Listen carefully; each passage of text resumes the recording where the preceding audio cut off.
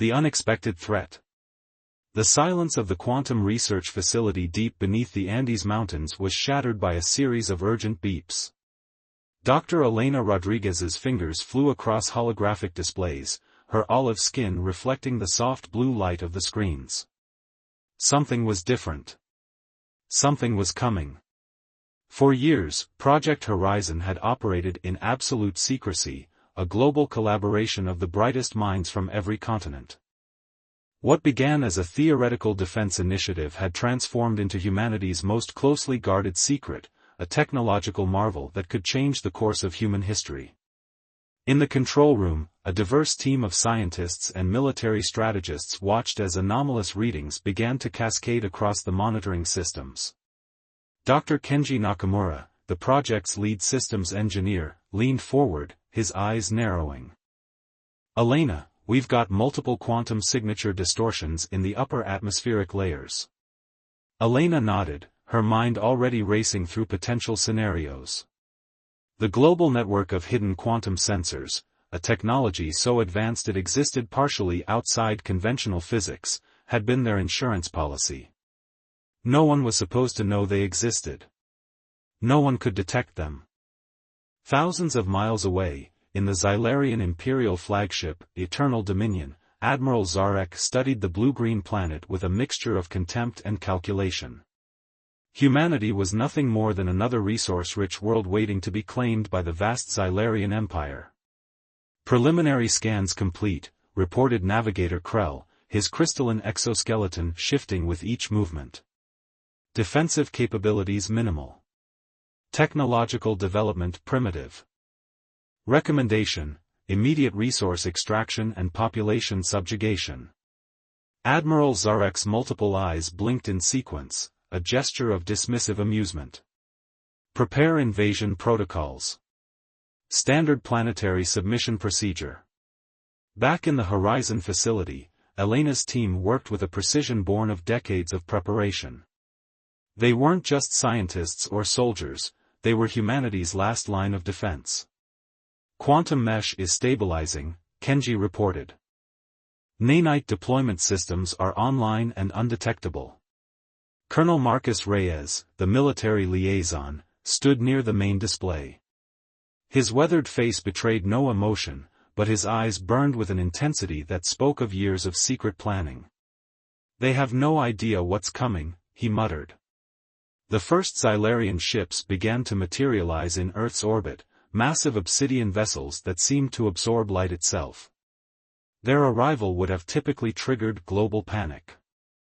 Instead, a prearranged communication protocol activated.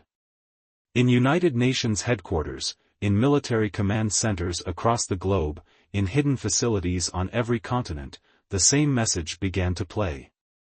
It wasn't a message of surrender or fear, it was a declaration of readiness. "People of Earth," the transmission began, "Project Horizon is now active." The Xylarian fleet positioned themselves with the cold precision of a species that had conquered hundreds of worlds. Their weapons charged, ready to begin the standard pacification protocol that had worked countless times before. What they didn't know was that humanity had been watching. Studying. Preparing. Elena Rodriguez looked up from her console, a slight smile crossing her face. "Initiate quantum interference protocol," she commanded. The first Xylarian plasma torpedo launched toward Earth, a weapon capable of obliterating entire cities. But something unprecedented happened. As it entered the atmosphere, it simply disappeared. Aboard the Eternal Dominion, confusion turned to alarm. Navigation systems began to fail. Weapon controls went dark. Small, almost imperceptible machines began to swarm across the hull of the massive ship. "Impossible," Admiral Zarek hissed. On Earth, Project Horizon's team watched as the most advanced invasion fleet in the known galaxy was systematically neutralized, not through conventional warfare, but through a form of technological manipulation so advanced it seemed like magic. Dr. Rodriguez's voice was calm but firm as she addressed the stunned Xylarian command. "You've made a critical error. Humanity is not what you expected. The cosmic game had changed. And no one, not the Xylarians, not the global powers, not even most of humanity itself, understood the full extent of what was about to unfold. The quantum veil. The origins of Project Horizon were rooted in a moment of collective human desperation. It began in the aftermath of a series of global crises that had pushed humanity to the brink of self-destruction. Climate catastrophes, resource wars, and the persistent threat of technological disruption had created an unlikely alliance of the world's most brilliant minds. Dr. Elena Rodriguez stood in the holographic archives of the Project Horizon facility, reviewing the historical records that few had ever seen. Her fingers traced the images of the original founding members, a group of scientists, engineers, and strategic thinkers from every corner of the globe who had made an unprecedented pact. Dr. Aisha Okonkwo, a Nigerian quantum physicist, had been the first to propose the radical concept. "We are not preparing for war," she had said during the initial planning meetings. "We are preparing for survival." The project's true genius lay in its global, decentralized approach. No single nation controlled Project Horizon. Instead, it was a network of research facilities, quantum computing centers, and hidden laboratories spread across continents. Each facility worked on specialized components, with only a select few understanding the full scope of the project. Colonel Marcus Reyes pulled up a classified report from the early days of the project. The initial motivation had been simple: create a defensive system so advanced that it could neutralize any potential existential threat to humanity, whether from within or beyond their planet. "The Xylarian invasion was always a possibility we anticipated," Kenji Nakamura explained to a group of newly cleared personnel. "Our quantum sensing network was designed to detect potential extrasolar threats decades before they could reach Earth."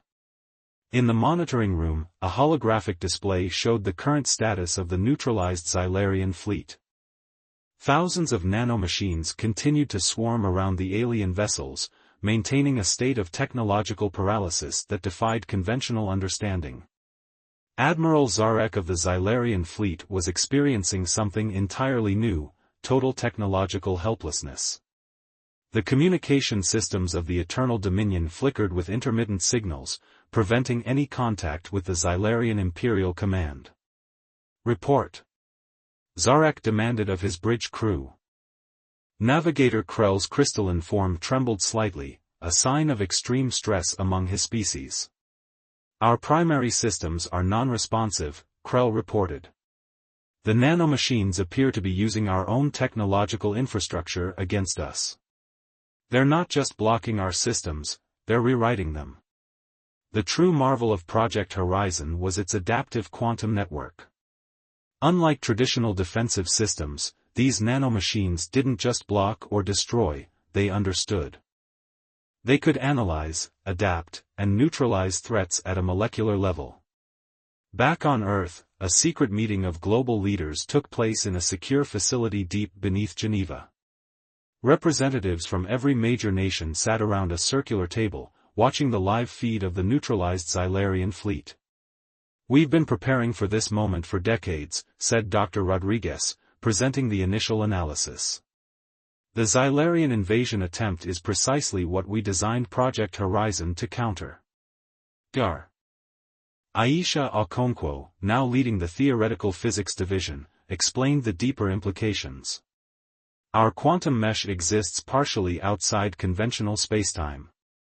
The Xylarians couldn't detect our defensive systems because, in a very real sense, they weren't fully present in their reality." Colonel Reyes added a strategic perspective. "This is more than just a defensive victory. It's a demonstration of humanity's potential.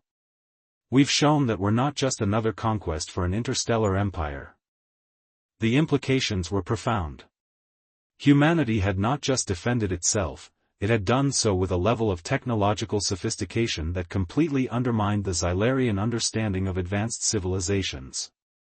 As the day progressed, the nanomachines continued their work. They weren't just neutralizing the Xylarian fleet, they were studying it. Learning from it. preparing for whatever might come next. In the Horizon facility, a countdown began.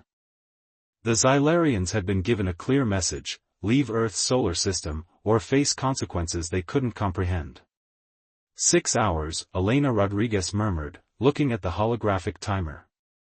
Let's see what they do. The cosmic chess match had only just begun. Humanity had made its first move, and the universe was about to learn that Earth was no ordinary world to be conquered. Technological warfare. The 6-hour countdown ticked away, revealing the true depth of human strategic thinking.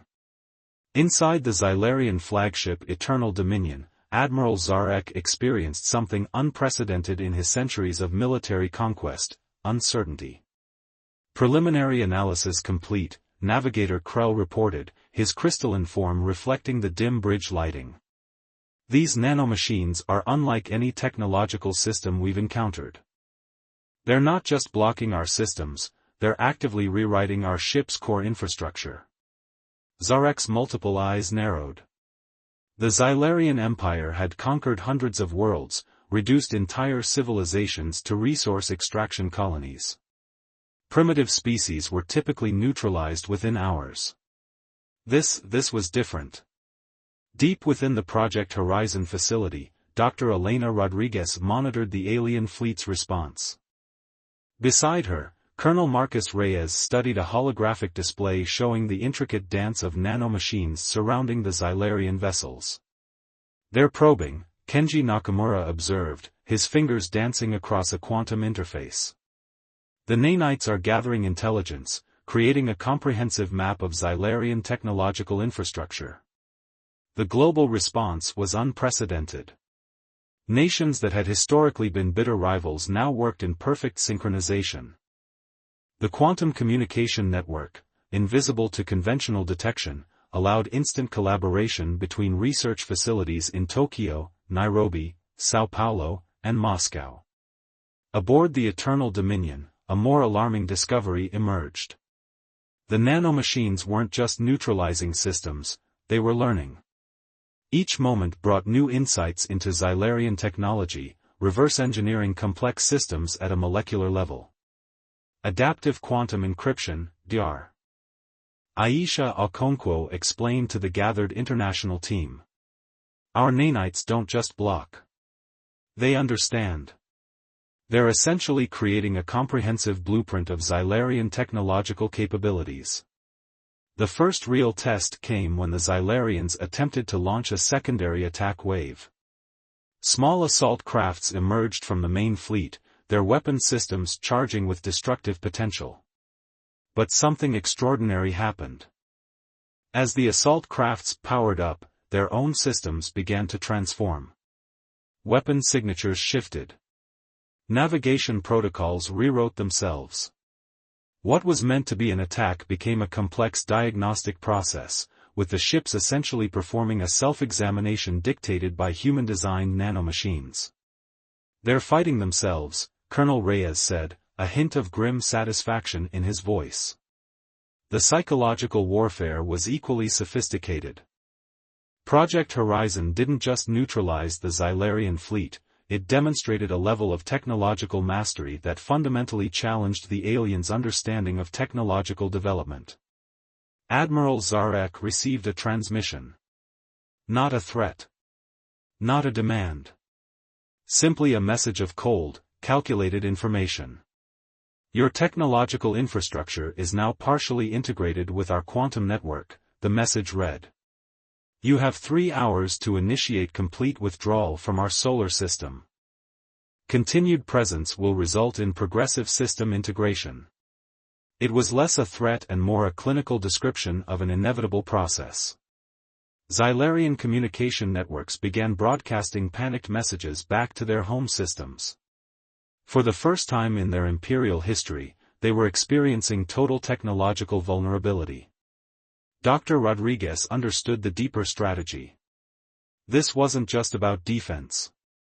It was about communication. About sending a message to any potential future threats. "We're not just protecting ourselves," she told her team. "We're establishing a new paradigm of interstellar engagement. The quantum mesh continued its work. Nanomachines flowed like liquid intelligence around the alien vessels, transforming, learning, adapting. They were writing a new chapter of human technological capability, one molecular reconstruction at a time. As the countdown continued, humanity waited. Not with fear. Not with aggression. But with a calm, calculated certainty that surprised even themselves. The universe was about to learn that Earth was not just another planet to be conquered. It was a crucible of innovation, resilience, and unexpected potential. And the Xylarian Empire was about to become the first to truly understand that lesson. The turning point. The final hour of the 6-hour ultimatum approached with a tension that stretched across the cosmos.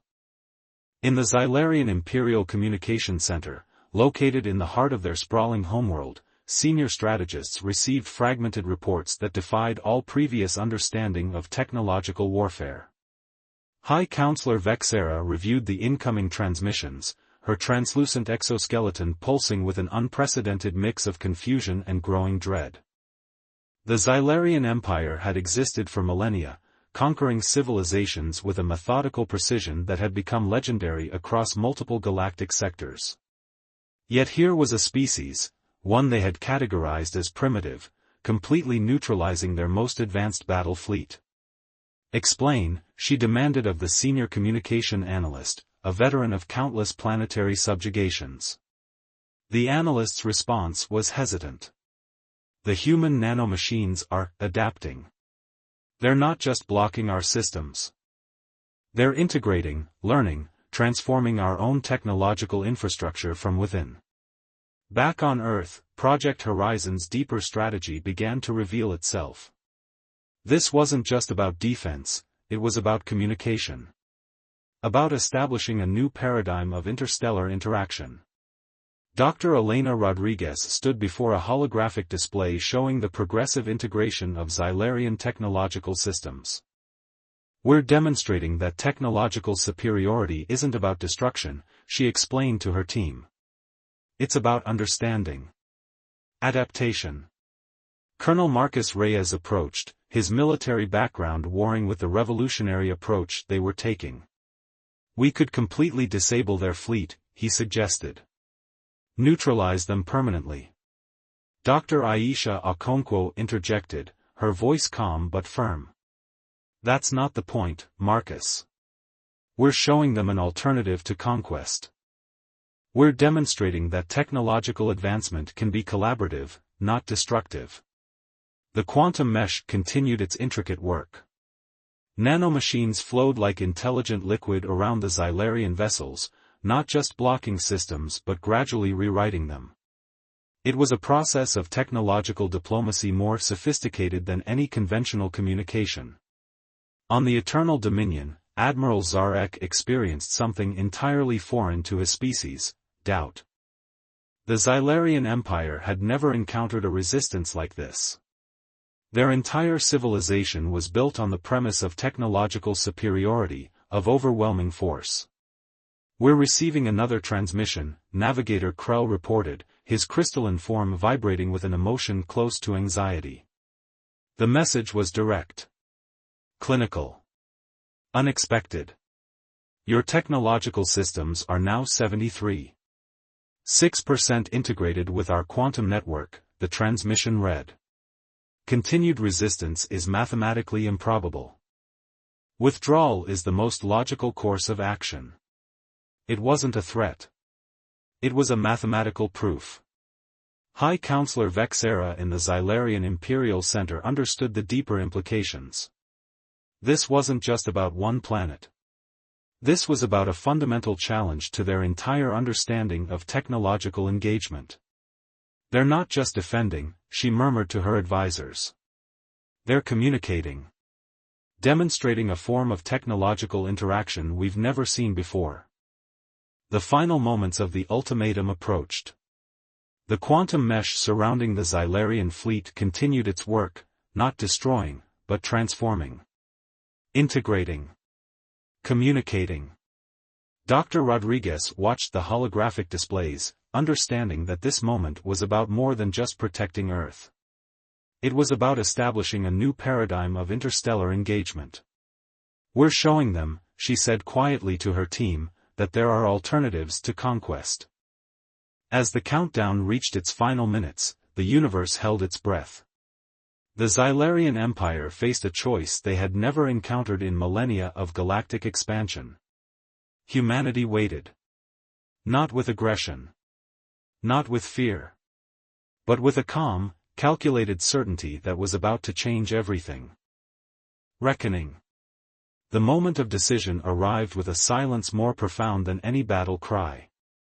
In the vast expanse between Earth and the disabled Xylarian fleet, a new kind of confrontation unfolded, one that would redefine the very concept of interstellar conflict. High Counselor Vexera made a decision that would echo through Xylarian history. With a single gesture, she initiated a communication protocol that was unprecedented in her species' millennia of galactic dominance. "Engage direct communication," she commanded. The transmission reached Project Horizon's primary communication hub, where Dr. Elena Rodriguez, Colonel Marcus Reyes, and Dr. Aisha Okonkwo waited with calculated calm. "Explain," came the Xylarian message. Not a demand. Not a threat. Simply a request for understanding. Dr. Rodriguez stepped forward, her holographic representation appearing simultaneously on the Xylarian flagship and in their Imperial Communication Center. "We are offering an alternative," she began.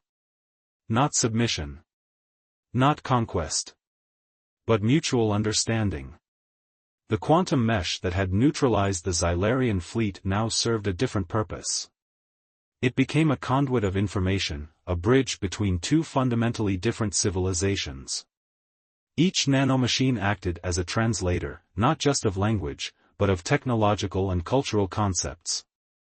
Admiral Zarek watched in stunned silence as his ship's systems were gradually restored, not through force, but through a collaborative technological integration that defied everything he understood about warfare.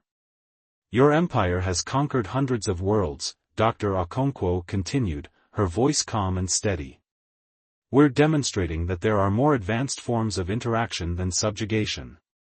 The Xylarian Imperial Center erupted in internal debate.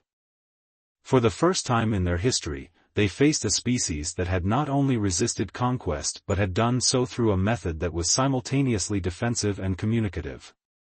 Kenji Nakamura monitored the quantum data streams, his fingers moving across holographic interfaces.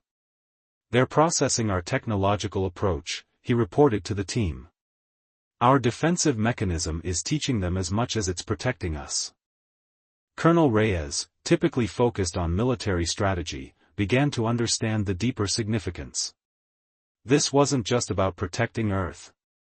It was about establishing a new paradigm of interstellar interaction. "We're showing them," he murmured, "that technological superiority isn't about destruction. It's about understanding." The final communication came not as a surrender, but as a request. The Xylarians wanted to understand. To learn. To comprehend the technological approach that had so completely neutralized their invasion. High Counselor Vexera's transmission was direct. "We seek dialogue," she communicated. "Your technological approach challenges everything we understand about interspecies engagement." Dr. Rodriguez's response would become a historic moment in human-alien relations. "We are willing to communicate," she replied. "Not as conquerors. Not as conquered. But as equals seeking mutual understanding." The quantum mesh began to transform. No longer a defensive barrier, it became a bridge of communication. Nanomachines that had neutralized a fleet now began to create a framework for dialogue, for understanding. In the Project Horizon facility, the team understood they had done something unprecedented. They hadn't just defended Earth. They had demonstrated a new approach to interstellar engagement, one based on understanding, adaptation, and collaborative potential.